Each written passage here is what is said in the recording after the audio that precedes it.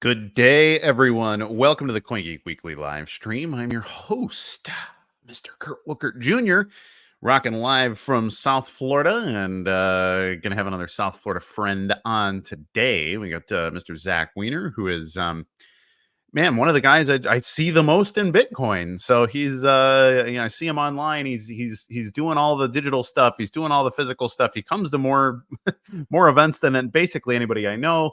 So Zack is a staple of my Bitcoin experience at this point. We're going to be talking about a bunch of the stuff he's up to, and I think we probably haven't had him on the show for about a year, so there's going to be plenty to talk about.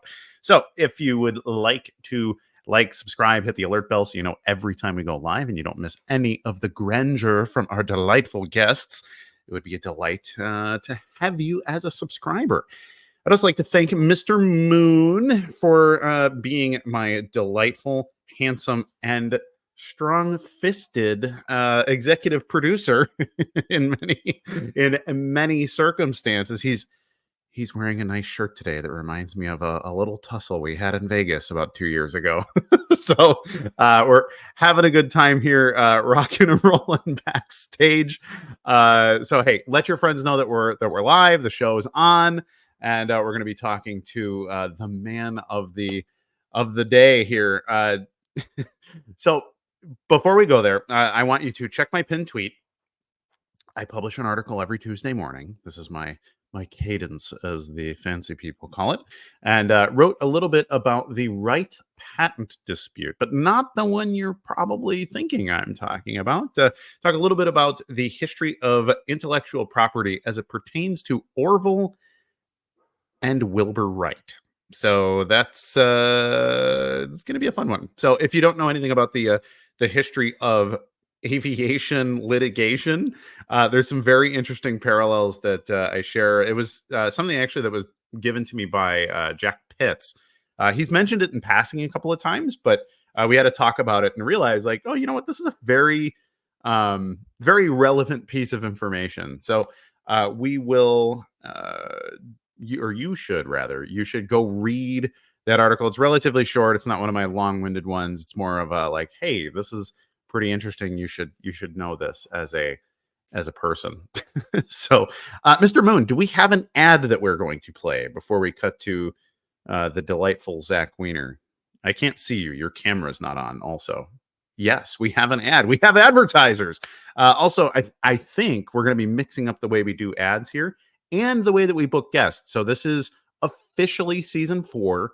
I think in the biz, as the insiders call it, this is when we really start to hit our stride. So hold on to your butts, prepare yourselves for the real hockey stick on viewership and professionalism. I've been shaving my head a little closer for your sake. I've yet to start buffing it. We'll save that for the season finale, for me to do the full head buff, and you'll get to see it in all of its glory. So, Mr. Moon, please cut to the ad, and we'll be back with Zack Weiner.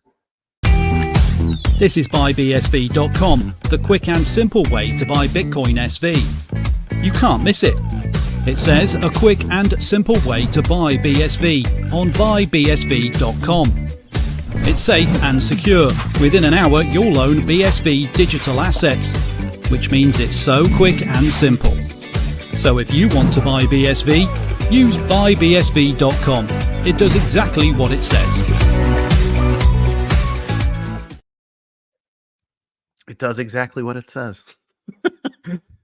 Oh, you're muted, Zack.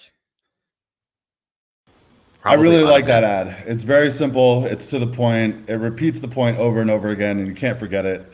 In less than an hour, you have BSV in your wallet. Go buy some. Yep. Not financial advice. That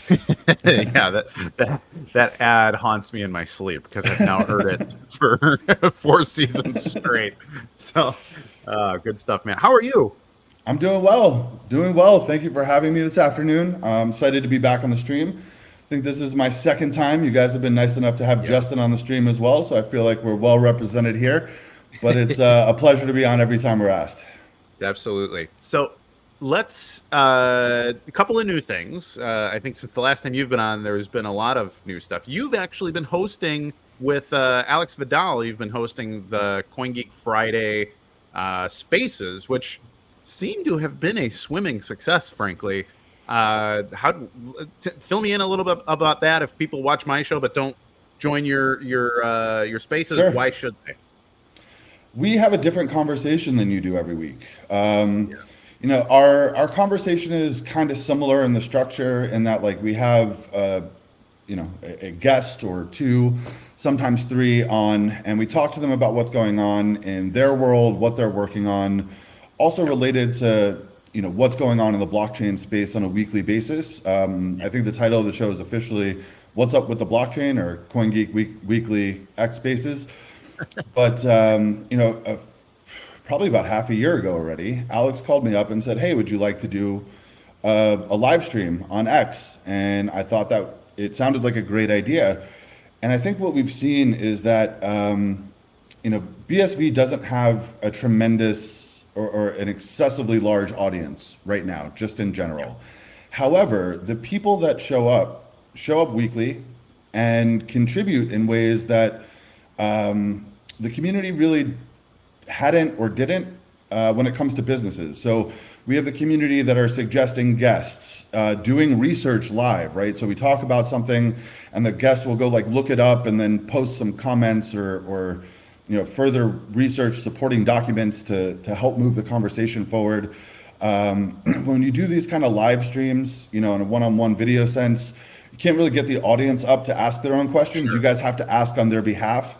And so, I mean, that worked really well for video, but in spaces, it kind of fosters a conversation that you can't have in that one-off, you know, I asked a question, I got a response. In spaces, the person asks the question, they wait for a response, and sometimes they get to ask a follow-up. So it may be a little more deep dive for what the audience wants to hear.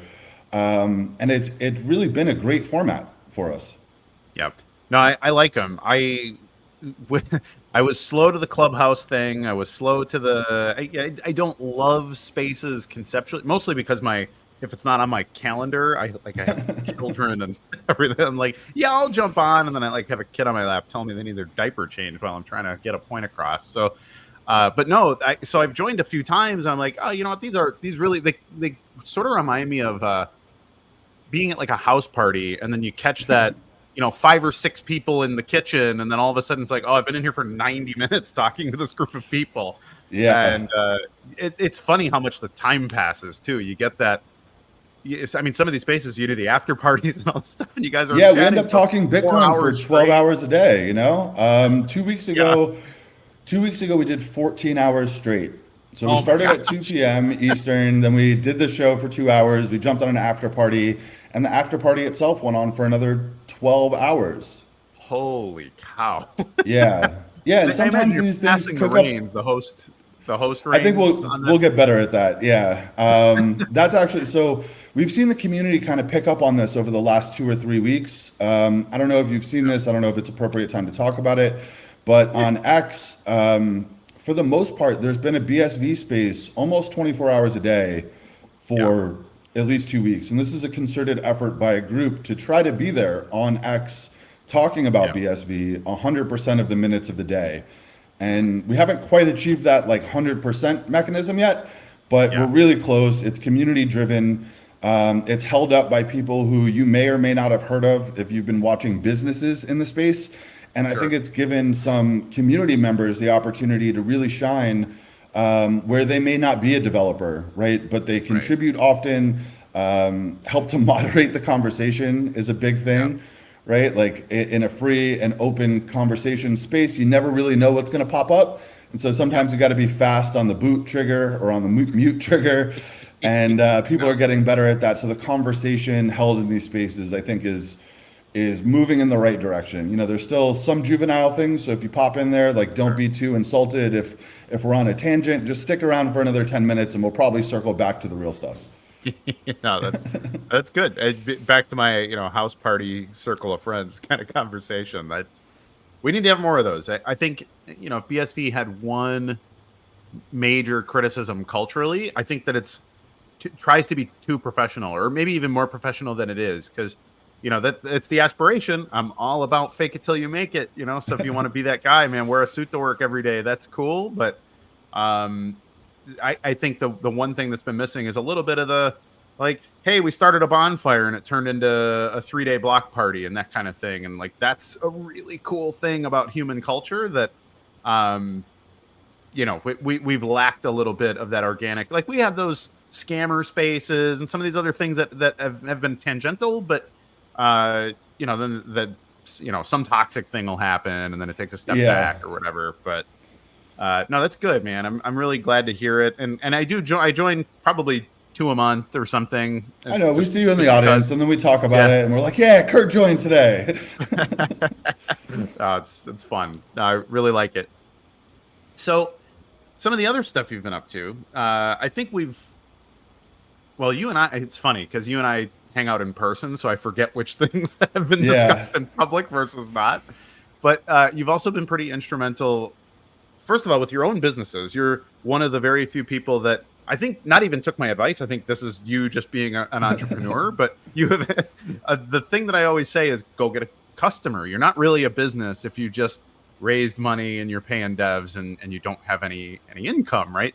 So you're one of a handful of guys who popped into the BSV community 2 or 3 years ago at some point over the last couple of years, and you have customers with your main business. And they're not like crypto bubble customers either. And no, to be totally fair, you also do that quite well. You've got your NFT projects and some of your cool stuff going on, but you have real customers at your real business. And I would love, just give me the 30,000 foot view on what you're doing with Justin and all of that stuff, please. Sure. So Justin has been a guest previously. So he has talked a little bit about some of the things that we've done. So before, and I'll start backing up a little bit. So before we actually got paying customers, we started looking for, actually, I'll back up even further. Our company started 2020 around a project that I had created to demonstrate some very highly technical things, smart contracts, and that moved into something called zero knowledge proofs. And what we found over the next year was that those things were a little bit too technical and maybe just too early and too technical for the investor level crowd to be interested. So as much as we could do, there was sort of a ceiling on where we could get if we were to go to the traditional route, going to VCs, raising money. The ceiling was uncapped if we could go directly to customers. But building a tech business is really difficult doing that, especially when you're B2B focused, right? When you're B2C, sometimes things blow up and you can run a micro empire. B2C is a little bit more difficult that way. So about 2 years, about a year ago, I took a look at all the things that we had basically turned down. So we got a bunch of requests for application that were like the one that we built, smart contracts, the whole nine. But building those purpose-built applications were not going to net us the return on the product that we needed to make it worth dollars and cents. So I spent a couple of months and really just reflected on what are the requests that are really coming in. So if we take the smart contract out of it, if we take the crypto out of it, like what is it that the customers are really asking for? And it turned out that they were asking for something fairly simple: trust.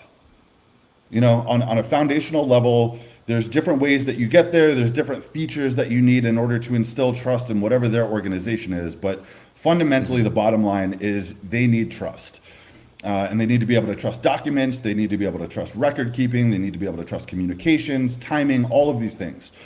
So instead of trying to build something that was purpose-built, a smart contract that did one thing very well, I convinced our team that the right methodology moving forward would be to build a platform where anybody, and this might be us too, right? So we have an enterprise version of this where we're the one to build it, but really anybody could build a data app that stored validatable and verifiable data on top of Bitcoin. And that's what we started with about a year ago. 6 months or so ago, we opened for beta. So we started bringing in real customers, real clients. The products that the first applications that we put through the platform were modeled on real world examples that we had spoken to customers and clients about. So the way that we built the feature set was like, hey, of the 10 that we spoke to, that's just an average, right? 6 of them wanted this thing. Okay, that moves to kind of the top of the list. And so that brings us to where we are today, where both MagicDapp and AlphaDapp do something very, very similar. But essentially the programs, whether you're an enterprise or a do-it-yourselfer who wants to just pay a couple of bucks monthly, lets you allow your data, if you have some to start, let's say you have a spreadsheet or a data table or something you've been working on, allows you to build an application data first. So you can import that spreadsheet or an export from that database, and the application that gets built in MagicDapp imports your spreadsheet and builds an application around your data without you having to touch anything or do anything. I mean, once it's up there, you can configure the fields and do all those things. But we've really, really made it simple for a company that or organization that simply wants to have some verifiable records on chain to do that in minutes or less. And we built some cool features too. So for instance, I'll give a shout out to Ted Rivera, who's also a longtime, Bitcoiner, BSVer. Most people don't know him. He's not really on Twitter, right? But he's been around for a long time. I actually met him in Clubhouse. Forever, right? You threw a Clubhouse shout out. I haven't been on Clubhouse in 3 years. That's where I met him. But he's got this really cool idea where it's essentially a DAO. It's an open organization that makes movies, right? That makes media content. And so for him, the idea was basically to go to the governing body, in this case it's Wyoming, and say, I want to start a corporation, I want to file, I want to be legal, but this is essentially a co-op, right? It's not really a business, it's kind of a co-op. We make decisions, but we pay out in royalties to the people who have paid in or bought in, or however that end structure ends up working. And the one requirement for him to be able to do that legally was that he's got to publish his books to a public immutable ledger or an immutable public ledger.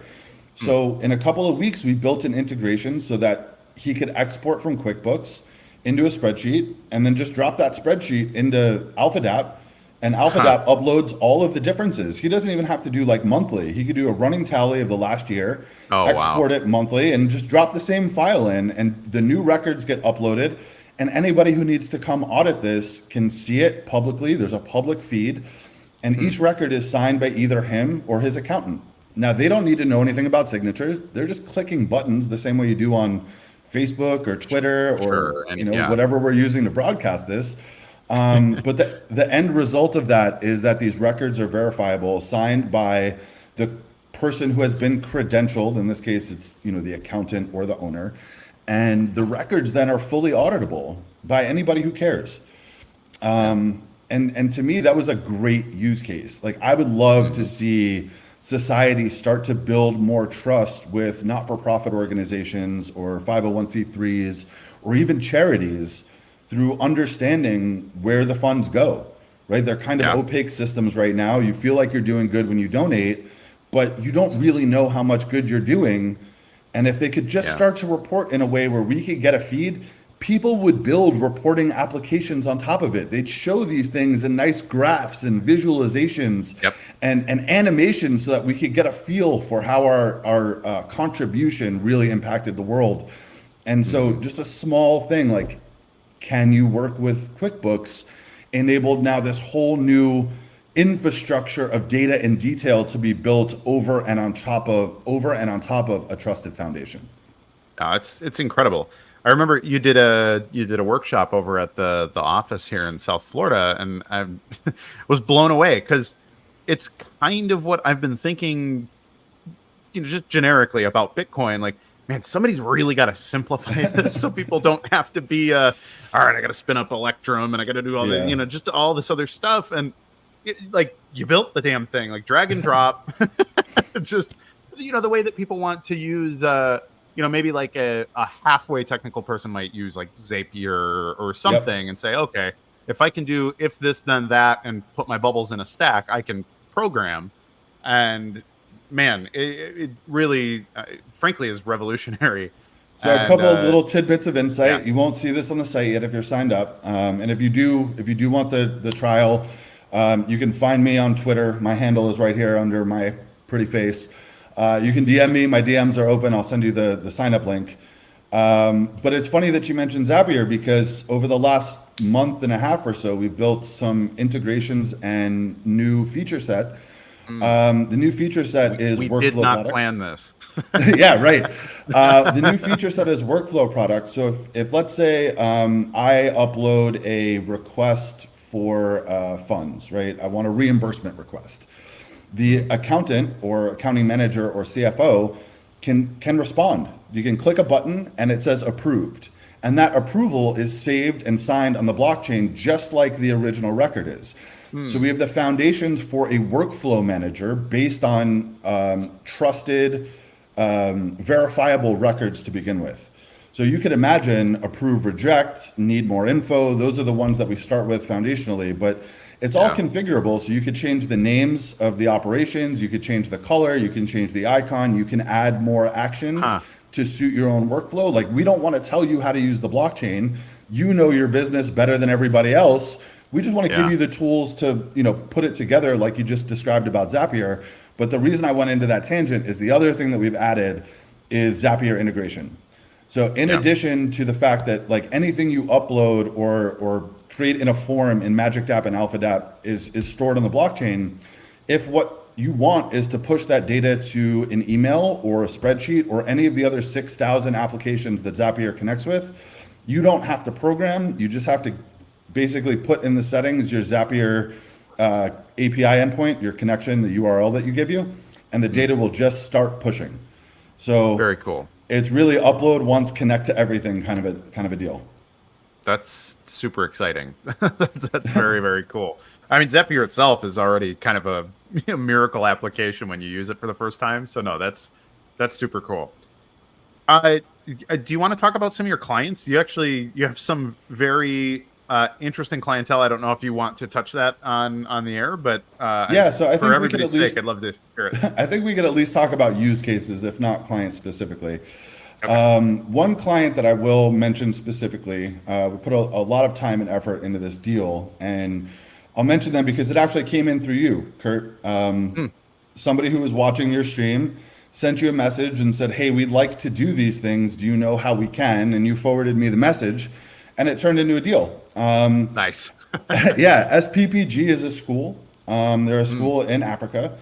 The purpose of the school is basically a graduate degree or a graduate level course on how to be a good public administrator or a good government official, right? So this is political science in the truest form, not, undergrad poli-sci to go get a law degree, but, graduate level, how do you do politicking, and how do you make sure that your politicking does the best to represent your constituents?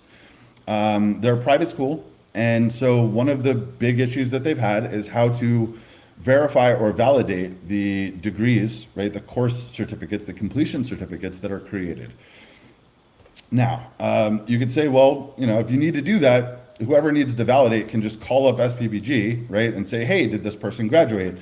But that becomes a sunk cost center for SPPG that then all students have to pay for, and costs go up. Additionally, it has to be staffed. They have to be trained. If somebody is, out sick or whatever the case is, the process gets held up.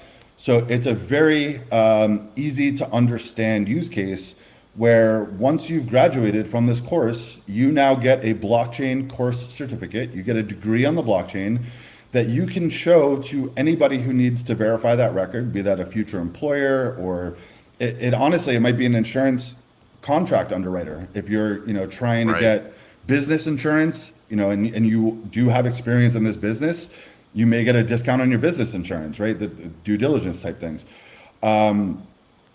But more importantly, it allows them, and again, like I said, we listen to the potential customers or the real customers, get the features that they need and then build them.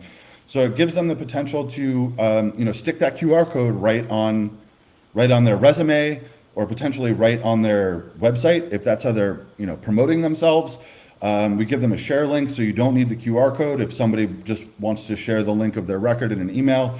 And those things like the share link, being able to extend the date or life of a QR code, those are all feature requests that came in from customers. And I don't want to skip over this part. Just because one customer wants the QR code to last for longer doesn't mean that all do. So we built in systems so that when you create a DApp through MagicDapp or AlphaDapp, you as the administrator can set the duration that a QR code can live for, right? So if you're this school that wants to say, you know what, if the student wants to let it live for 10 years, let them. But then the student can override that setting with anything less than what the application manager set. So like it's configurable to the user level in ways that most blockchain applications just are not. And we've tried to spend as much focus as we can on those small details that make it really easy for people to use it and not even think about how complex the system is behind that. I'll give you one more example of that. We started as a medical services company essentially, and then as we went through the shift, like we don't care about what. Actually, we kind of segregate. So no medical data on AlphaDapp, MagicDapp, because medical data should be more secured than than the mistakes that individuals can make using MagicDapp and AlphaDapp if they are to make that. But aside from the fact that like medical data is kind of this one area, we had doctors ask us, can we upload things like MRIs or X-rays? And so the answer is generally yes. And while we're not, promoting the idea of uploading medical data right now, when you sign up for the challenge, one of the first things that you see on the screen, right? So there's a little walkthrough, and we don't leave any empty screens. That teaches you how to use the app. But one of the things that you see is a little app for your files, and there's a button that says add a file. So we listened to the potential customer. We heard that like they wanted to just be able to store files. And there's another really good use case for this, which is like corporate leases, right? Things that just kind of get lost in the ether. There's no risk of them being public, but like which Box account was that on? Did we keep paying for the Box account? Did somebody delete it? Well, we had a different CFO last year and he was on Box and now we're on Drop. There's a whole bunch of a mess with that. So now in the application, just front and center, there's an add file button. And so you can create essentially your own little blockchain file vault just by signing up. You don't have to do any work. Cool. You sign up, you click a button, you upload your first file. Another really, small example of how we tailor this thing to make it easy to use is you don't sign in with a seed, right? So you get a seed when you sign up, but most people don't use seed phrases in their real life. It's already too nerdy, So you sign in with the username and password, just like everything else in the world. But we create a seed for you in your browser. We never see your seed. It's entirely secure and encrypted by your password. But the point is that like we don't want to stop you at the point where you've just signed up and you're excited to use it to say the first thing you have to do is save your seed. I mean, that's good advice. It's actually great advice. It's probably when you're dealing with financial things, that's probably the best advice. But the way that we've done this is we guide you through creating an app, creating your first record, which is an achievement record of writing something to the blockchain. And as soon as your first record is published, we throw a pop-up on screen that says, hey, now that you've created something valuable, it's probably a good time to save your account recovery key, which is what we call it, and then give them an immediate download button right in the middle of the screen that they're already looking at so they don't have to go anywhere else and figure it out. So, there are a lot of these little efficiencies that make it really nice to use. And so I say all these things in detail to say if you're watching this and you end up trying MagicDapp or AlphaDapp and you notice things that can help us make it easier to use or a better experience, don't shy away from telling me, right? My DMs are open. You can find me in social. I have really thick skin. We want to make this the best application that it can possibly be. So don't shy away from telling me how we can get better. Real quick, who are the ideal, like why do you have two verticals? Who are the AlphaDapp customers and who are the MagicDapp customers? So we have a number of corporate type of prospects, SPPG among them, that we would not expect for them to have to learn anything about the blockchain in order for us to be a service provider. So in that case, for AlphaDapp, we do the setup, we do consulting to understand what their data should look like. We help them organize and groom their data so that it fits the model for the blockchain, so it's very simple, flat data. In some cases, we help them onboard people and do training for their employees, right? So the decision maker is not necessarily the person who's in the trenches using it. Additionally, we'll do things like custom design for their record types to make the records look like a degree or look like something else that they have in mind. And for that, they have our relationship is contractual, so they don't pay monthly. They pay on a yearly basis based on how many records they expect to be writing. And we have that sort of SLA business type relationship where we provide them, uptime and all the types of things that their legal and compliance teams want when they're looking at onboarding a new service and signing an agreement. MagicDapp is much more freeform. So MagicDapp is like a pay-as-you-go monthly service, sign up with a credit card, use Stripe, cancel when you want it, toy around on your own, use it how you want, and not to say that AlphaDapp, the admins couldn't get in there and build their own application. We just don't expect them to. And so the big difference there in cost is the amount of customer support. With AlphaDapp, the way that you heard me describe it, our team does mostly everything. We're around for customer support, almost 24 hours a day. I think we're covered 20 hours a day right now. And with MagicDapp and the lower cost, if you want customer support, like join our Discord, join the Telegram. We're in there most of the time, but there's no guarantee that you're going to get a response within 24 hours, right? Sometimes community members will help you before we do. So the MagicDapp side of things is way more DIY, and that's kind of where we define the lines. Cool. No, that's really cool. Frankly, really smart too, because I think you get your pros that would feel limited with a simple tool, and then you get your people who are smart but not coders who would feel overwhelmed with a bigger tool set. So no, that's hope sharp, is that man. we can get people tinkering with MagicDapp, who then grow into a large application or DApp and want the AlphaDapp consistency, the SLAs, all of those things. We also do difference for billing. So for instance, MagicDapp, you can't do it so that like a boss can pay for all of their employees. That would be an AlphaDapp type thing. So when we talk to universities, right, the professor is paying for their student, or paying for all of their students. And that's an AlphaDapp feature that we just don't have in MagicDapp. Gotcha.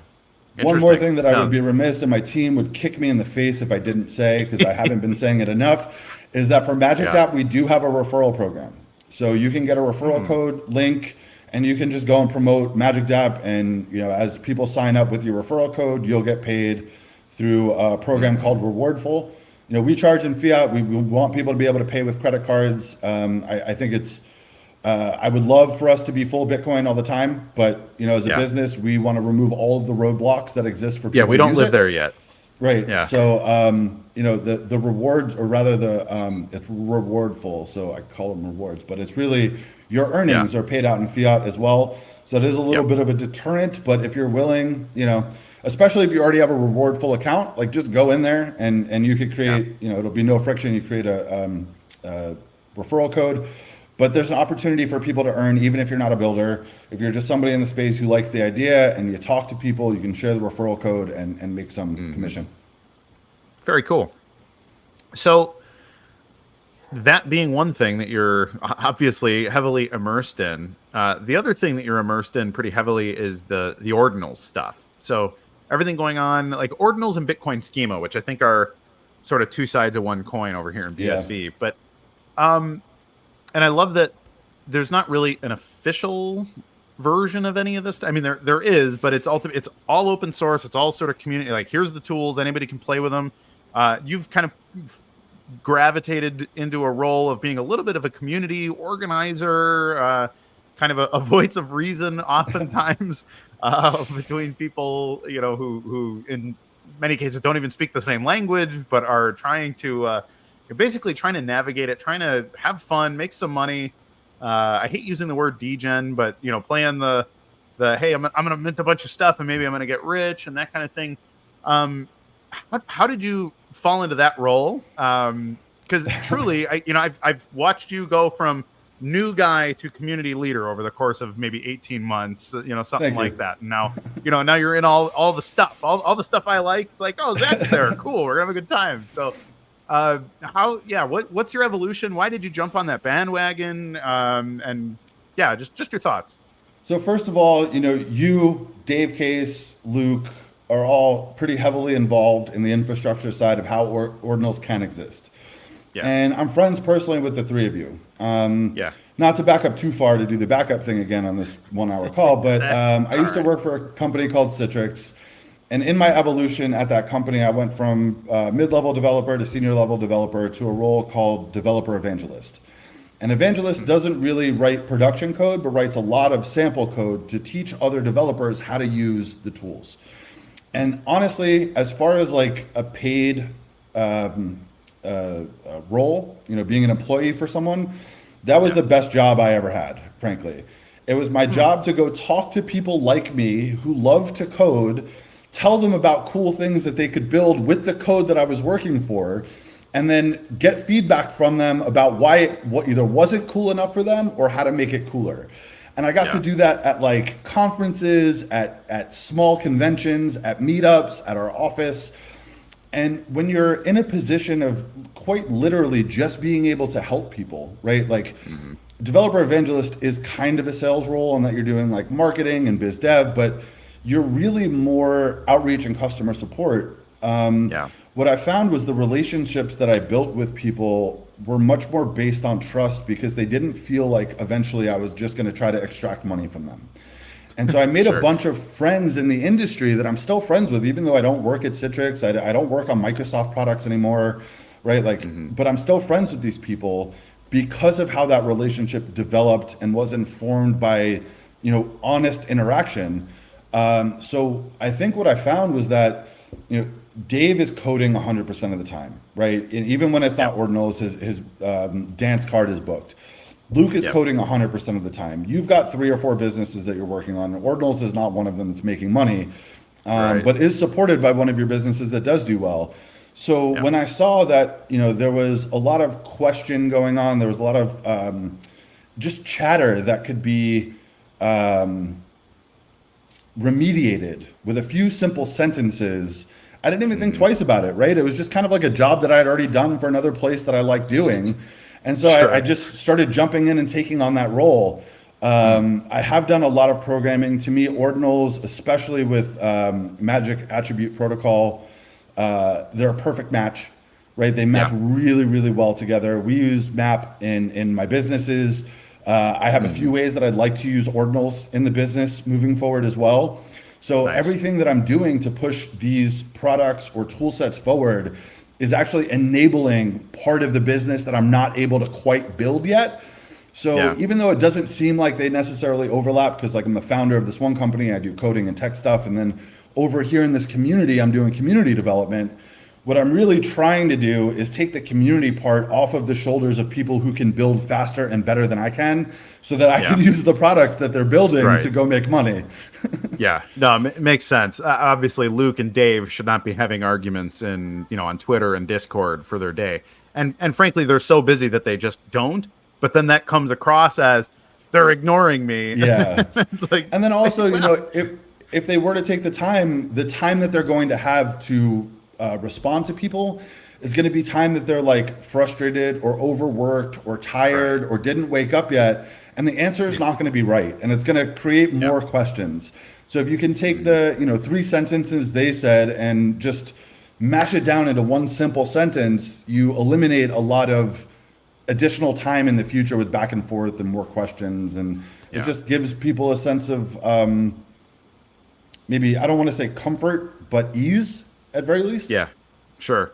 No, I think that's so crucial. And there's a few, you get a few guys like Hector or Diego and some of these other people that are, they just kind of insert themselves as a voice of reason, a little bit of a community organizer, or a like, hey, I'm not actually, like, I don't have a commercial interest in this, but like, I think the ethos that I really like is, yes, I have my business and what I do for my life, all these other things, but we all work for Bitcoin.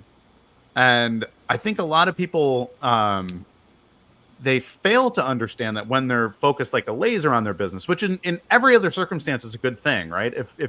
If I just ran a complete fiat business in the real world and I'm the CEO, like, yes, 99% of my energy should be focused on my business during my work day. But we're in this economy that has so many extra layers where I've actually likened it to if we were trying to start an internet business, but it was like 1995 or 6, that there would have to be a certain amount of my time that is dedicated to just teaching people about the infrastructure, like just teaching people about, okay, here's my company, here's all this cool stuff, but like, you need to pick a good ISP, and here's why. And you need to learn how the internet works up to a certain level in order to be a good customer for me. And those people have done really well for themselves. These people ended up becoming, your Mark Andreessens and some of these other people now who are building the future of all these other things. And I think in Bitcoin, you always get all of one and none of the other. You get the people who are just protocol advocates or whatever, and then you miss the business part, or you get the people that are just business and they are like, I don't know, that's not my role. That's, everything will figure itself out a little bit. And I think, everybody needs to do both. This is actually why I said the same thing about Gorilla Pool. If you run a commercial entity, you should reinvest a little bit of your company into some infrastructure, like buy an ASIC, hash on the network. Like this is the little bit of our, as things are still in the cradle a little bit, we all get to be competing with each other in business, but ultimately we're all advocates on getting the whole ship to float, right? Yeah. So yeah, no, I think, again, you're one of the guys that gets it, and I really appreciate that about you. So thanks for being that guy. Thanks for coming to all the meetups and all that too. It's just it's somebody the right told thing. me once about that. Somebody told me once that like somewhere between 80 and 99% of success is showing up consistently. And I'm not sure that I really believe it's that high, but I'll tell you that so much of the success in my life has literally just been because I showed up consistently, not one time to a meetup, but enough times that somebody who wanted to speak to me knew that I would be there and didn't shy away from reaching out because they didn't have, but they knew that they could just show up and ask a question. Actually, frankly, I think that's probably how I got the job at Citrix. Was I met a corporate recruiter at some point at a meetup who saw me, show up a couple times, and then after I presented, they called me a week or so later and said, "Hey, I got this job opening." So, Nice. Obviously I got the job because of my skills, but showing up was what got me in the door. Yeah. Well, right. There's lots of guys with skills, but when you're the one like, hey, you know what? He seems like a cool guy just because they've seen you existing in the space, it is. In fact, that's almost every job I've ever gotten. I've got all kinds of, my own qualifications, but they've been built up over the fact that I try to be the first to show up and the last to leave to basically everything, because relationships matter, man. Like I didn't come from a rich family. I don't get to, call grandpa and say, "Hey, can you hook me up with one of your friends from Yale?" Like I have to be that guy to go meet anybody that's going to sort of bring me into an opportunity. And so I think that's another, frankly, really good lesson for people is to make yourself available, or like try to punch up a little bit and spend time with the people who you want to be in a year. So, and not just in crypto spaces, right? Like, yeah, everywhere. Reach out to other areas of community, because if you have some expertise, there will always be somebody in a community that is looking for your expertise. That's just the way this stuff works. It's funny. I write a Monday morning newsletter for my subscribers on X. So if anybody wants to pay $2.99 a month and read my Monday morning alpha newsletter, that's actually what my newsletter was this Monday, is essentially building. So I come from a really chaotic family. My blood family is nuts. So I got really good at creating communities that were very tight elsewhere. And that's everything from, that's meetups, that's I'll join a couple of gyms. Like the first, I joined 2 gyms right when I moved here to South Florida. It's like, okay, need a place to lift weights. I need a place to do jujitsu.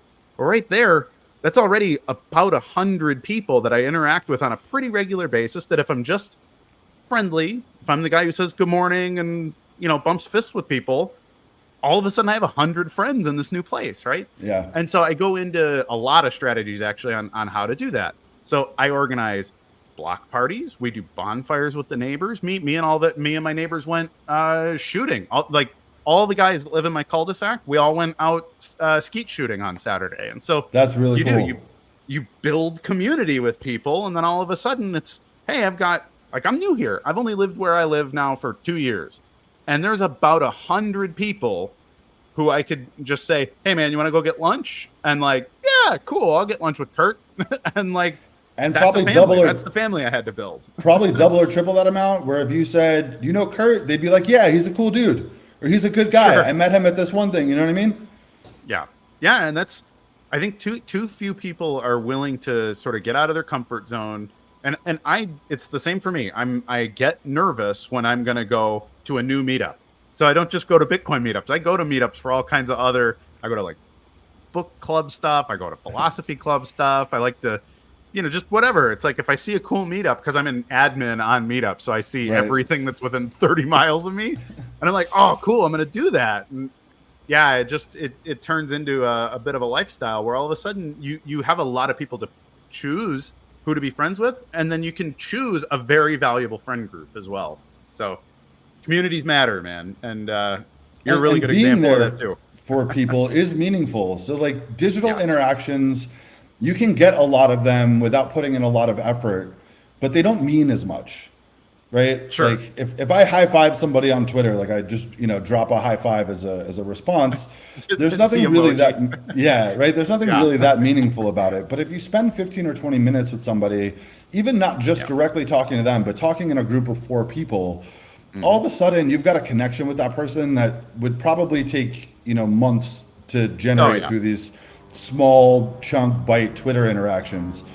So get off of the digital space every once in a while. People say go touch grass, but like maybe the better thing to say is not just go touch grass, but like go have a drink with a friend, right? Share an iced tea, share a beer, sit down at even if you're not going to have a drink at the bar, sit down at a bar and just like say hi to the person who's sitting next to you. Have some real human connection, because there's nothing really more meaningful than that. No, absolutely, man.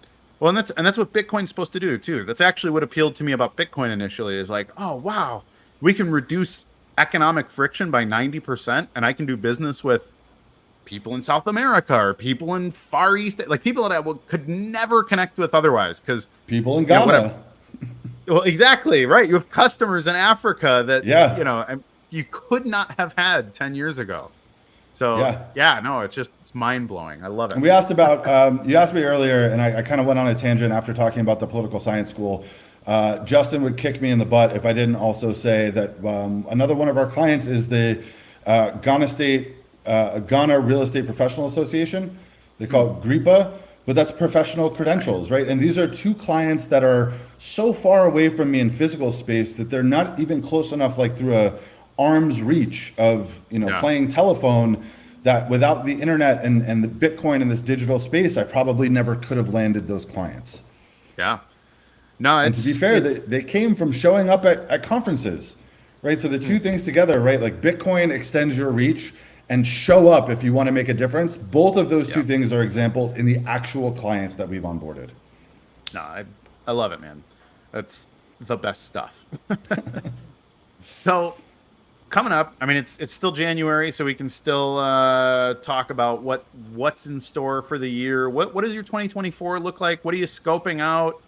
Where do you want to be in a year? What do you think Bitcoin's going to look like we got a lot of hills to climb just over the next month and a half, frankly, and sort of the broader Bitcoin space. We've got the halvening, we've got the big trials.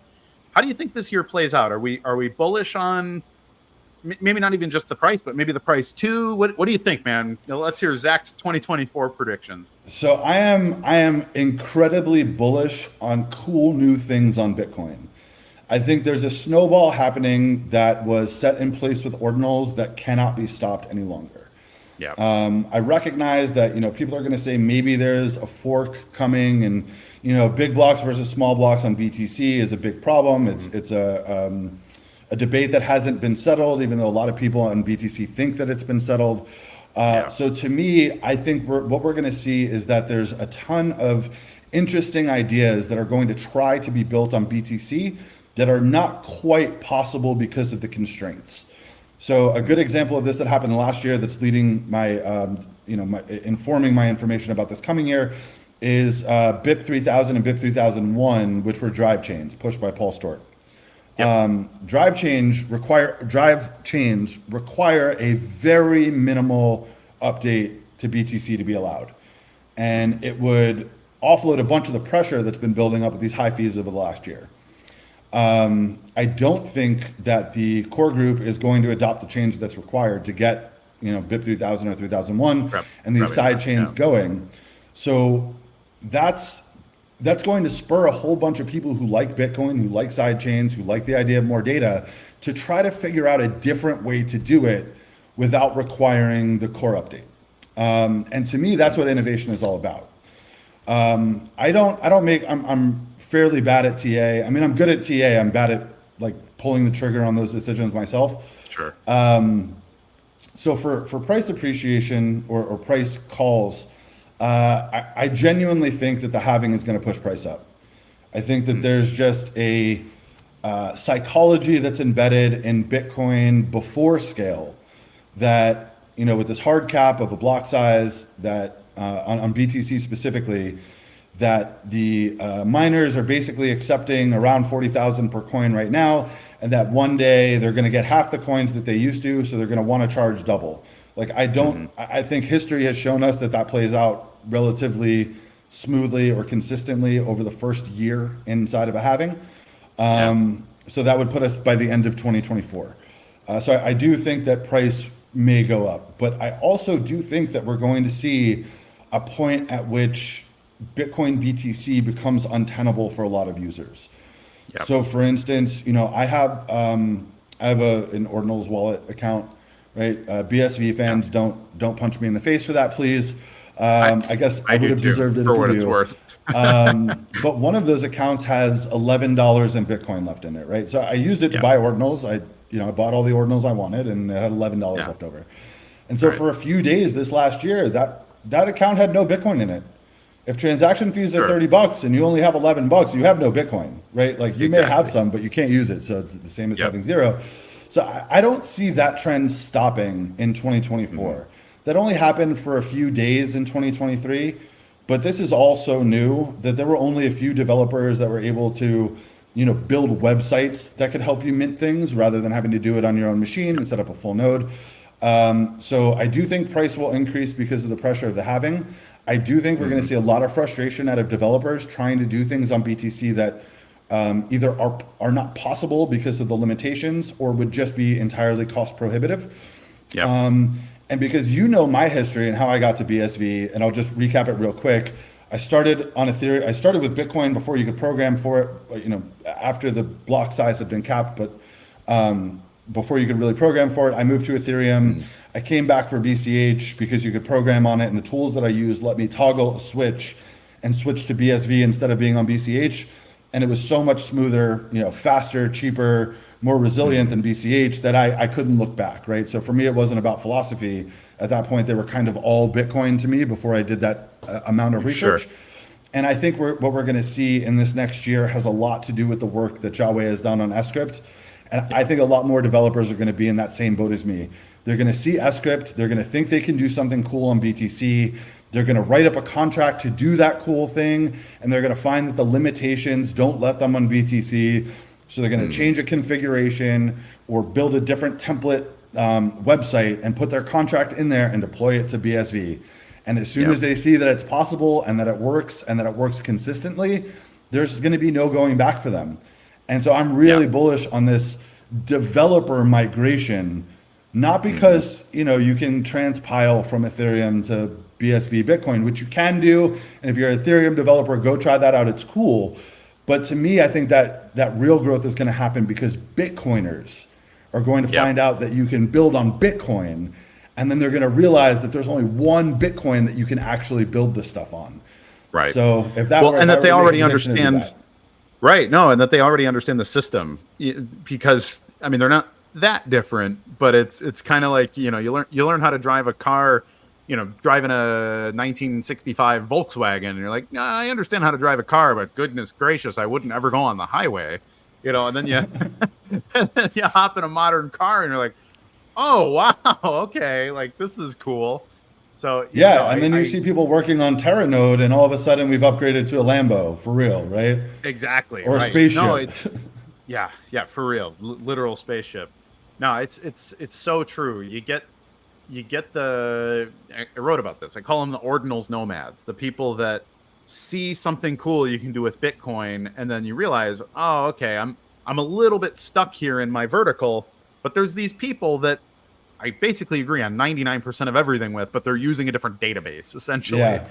And so like let's collab, and then all of a sudden this stuff gets the fractal feedback loop. So yeah, look, I said it the other day in a way that's kind of tongue in cheek, but data or rather JPEGs on Bitcoin are a gateway drug. Yeah, and it's just the truth, right? Yeah, it started with JPEGs. People quickly found out that they could do JSON and achieve something pretty similar. And then it got to more than JSON. Now we have little applications running, right? So JPEGs were the gateway drug. Yeah, no, absolutely.